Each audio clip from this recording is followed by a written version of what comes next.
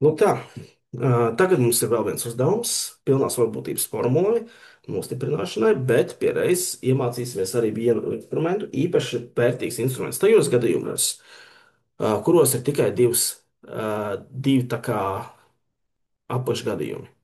Mums ir sēklu paciņa ar divu veidu sēklām - 80% zaļo sēklu un 20% melno sēklu.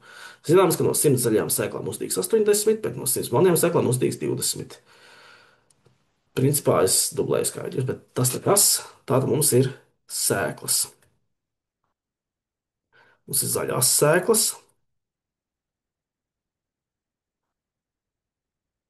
kuru mēs apzīmēsim ar Z, un melnās, kuras mēs apzīmēsim ar M.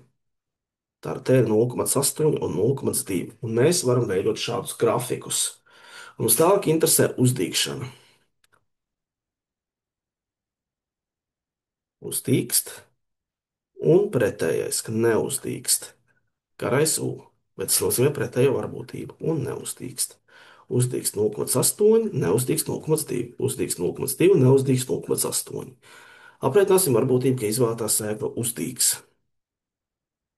Un mums gluži vienkārši jāizrēķina, ka sēkla uzdīgs, tad, ja mums ir uzdīgšana no tā, ka ir bijusi zaļa sēkla, reiz zaļās sēklas trāpīšanās varbūtība.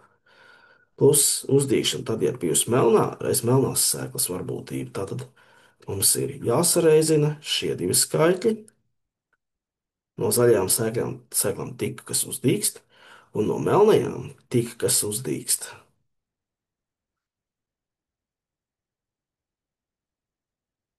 0,64 plus 0,04 īstenībā.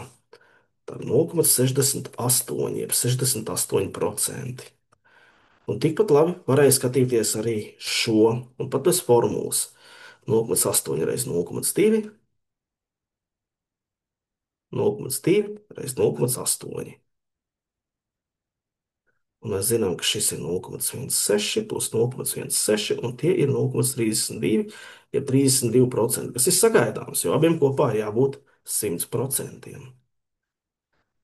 Nu tā, šīs ir tā saucamais koka grafiks, jeb koka diagramma.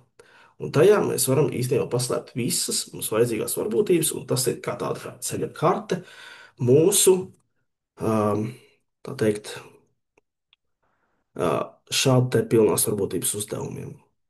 Jācer, ka noderēja, tiekamies nākamajā video.